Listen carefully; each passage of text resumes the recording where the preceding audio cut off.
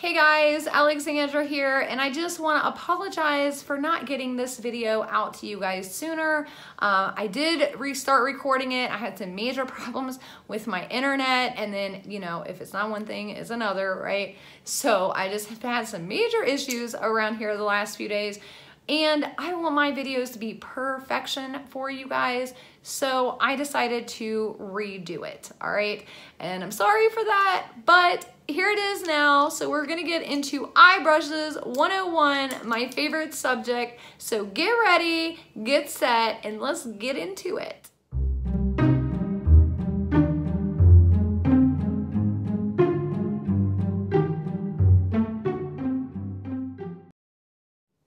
Welcome back, guys. For those of you all who don't know who I am, my name is Alexandra, and I am the not so evil stepmother. And today we're going to be getting into one of my favorite subjects of all time, and that is eye brushes. So this is our eye brushes 101 video. We're going to be breaking down all of the eye brushes, all the categories of the eye brushes, because there are so many eye brushes, and I know everybody gets really overwhelmed when you go shopping for brushes. So I just want to tell you right now, it's okay, I do too, but hopefully breaking down these categories will really help you out a lot, because even though there are so many different types of brushes, majority of the brushes, like every single one of these brushes, really fit into a category. So each category will have many different types and shapes and sizes of that particular brush. So again, all of these brushes fit into one of these major categories, all right?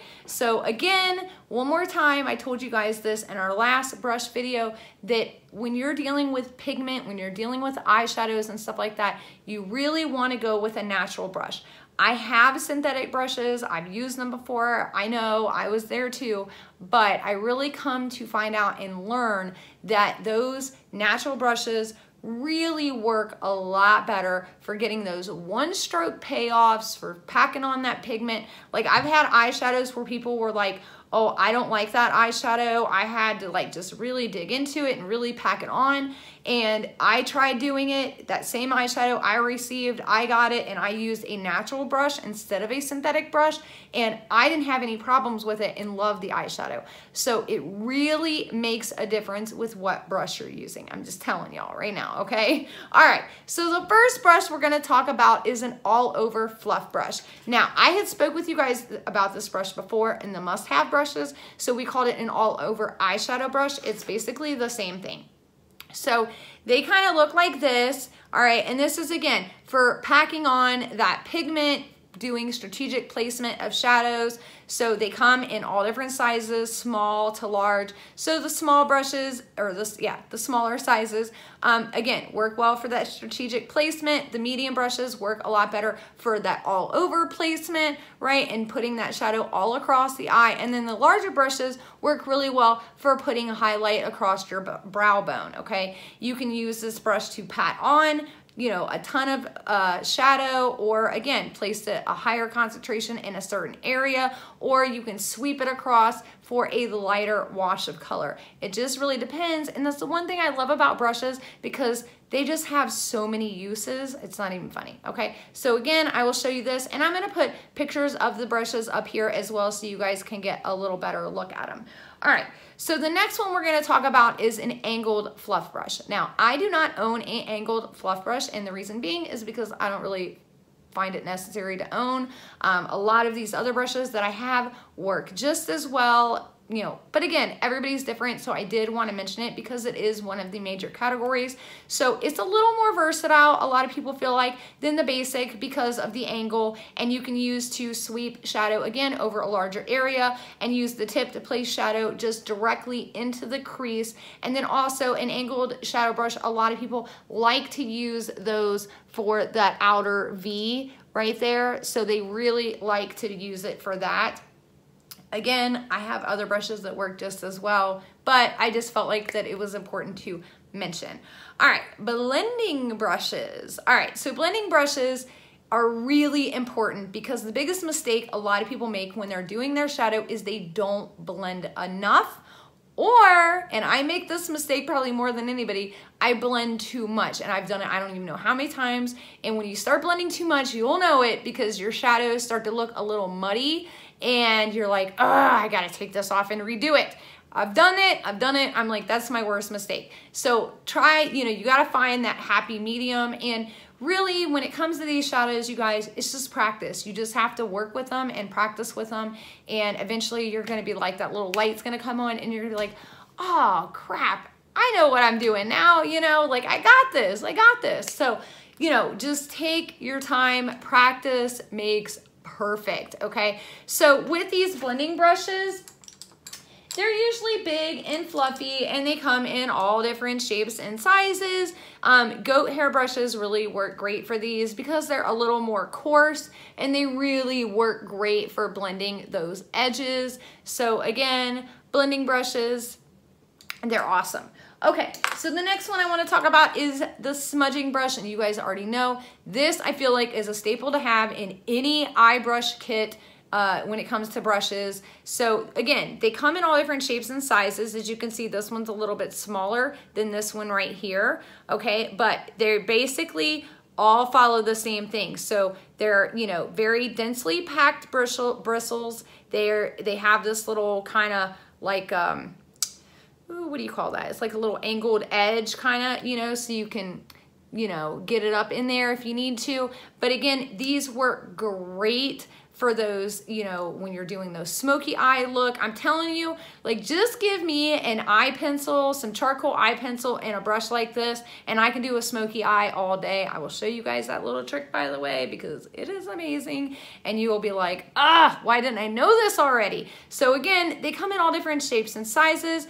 Again, shorter, denser bristles, a little bit stiffer, and they also work great, like I showed you guys, with that mermaid look where you're dragging that shadow into one another. Just smudging brushes, I'm telling you, I can do a majority of my eye looks with these little things right here, okay?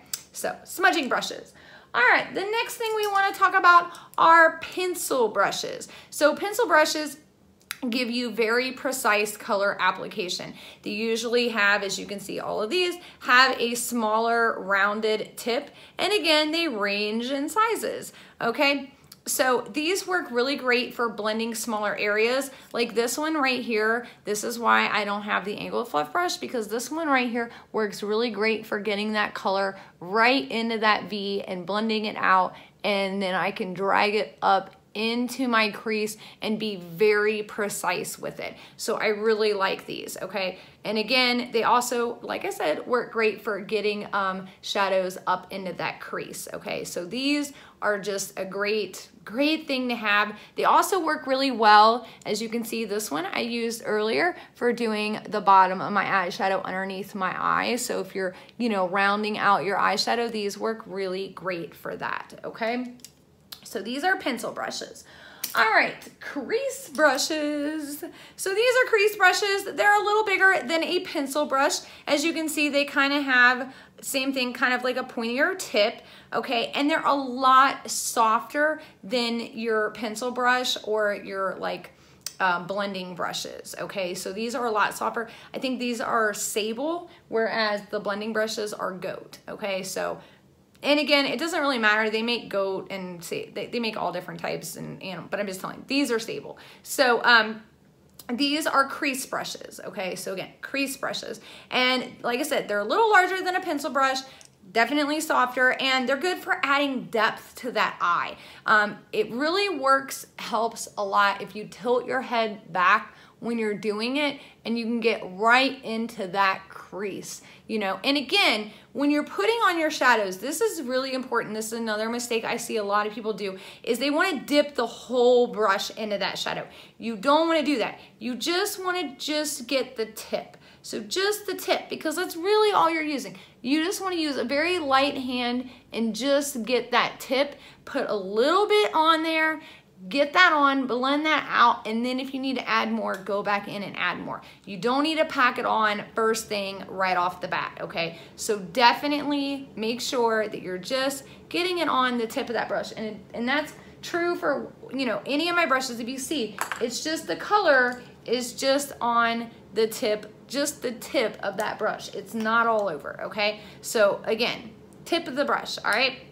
So these are your crease brushes. Liner brushes. Now we talked about this a little bit in the last video. So liner brushes, again, they're all different shapes, all different types. You know, they can be angled liner brushes. They can be, and some angled brushes are smaller and they actually have an angle to the brush tip, okay? Which a lot of people like because where that is bent like that, you know, a lot of people like that for tight lining, also doing wings. I can do wings with this, you know, it just really depends on what you're comfortable with. So again, eyeliner brushes are a lot more stiff. They're usually more flat or pointed, okay? And again, it just helps you put that eyeliner on, especially those gel liners and things like that. So these are your liner brushes, okay? All right, so the mascara fan brush.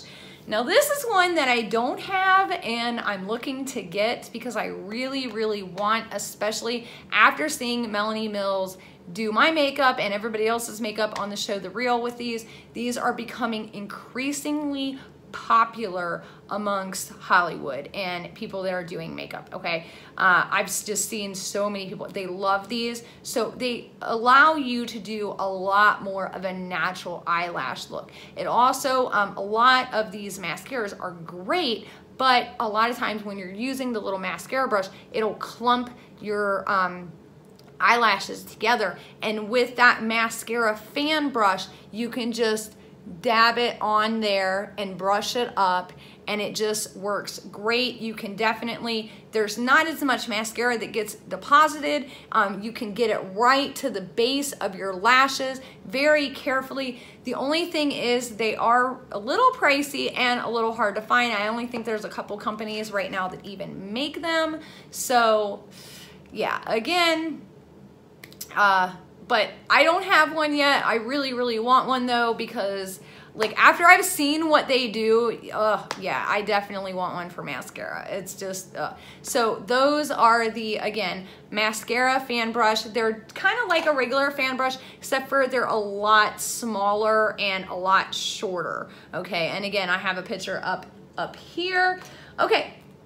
So the next one we want to talk about are spoolies. These are super important to have a good spoolie. As I showed you guys in our eye tutorial video for the mermaid look, these are great to have for separating out those eyelashes. They're also really great for your eyebrows as well. If you're doing your eyebrows a lot, you need a good spoolie brush for sure, okay? And then another really good brush to have and an important eye brush is the double-sided lash comb brush. And again, as I told you guys this before, you definitely need to have one of these if you are doing your eyebrows a lot, especially with the comb part. It really helps you comb out, like if you're using like a really good pomade with your eyebrow, using that comb really helps separate everything out and just makes everything look a lot more natural and not as stiff looking, okay? So yes, definitely a double-sided lash comb brush, super, super important.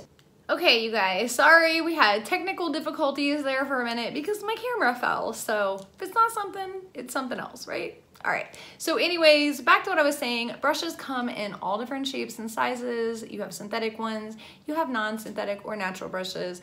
Again, I prefer the natural brushes over the synthetic ones, but all of these fall into one of these major categories. No matter what size and shape they are, they're all different in their own ways. And again, you just really have to find what works best for you, which is why I say it's a lot better to purchase these brushes one at a time as you're doing your makeup, because then you realize, oh, well, you know, I need something that works good for that outer V and that blends out that outer V really well into everything else. So I might need something like this Morphe M507.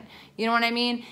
Again, it just depends. Or I do a lot of bottom liners, so I need a really good stiff pencil brush like this one instead of a more softer pencil brush like the M507 I just showed you. This one's a lot stiffer. This is the M431.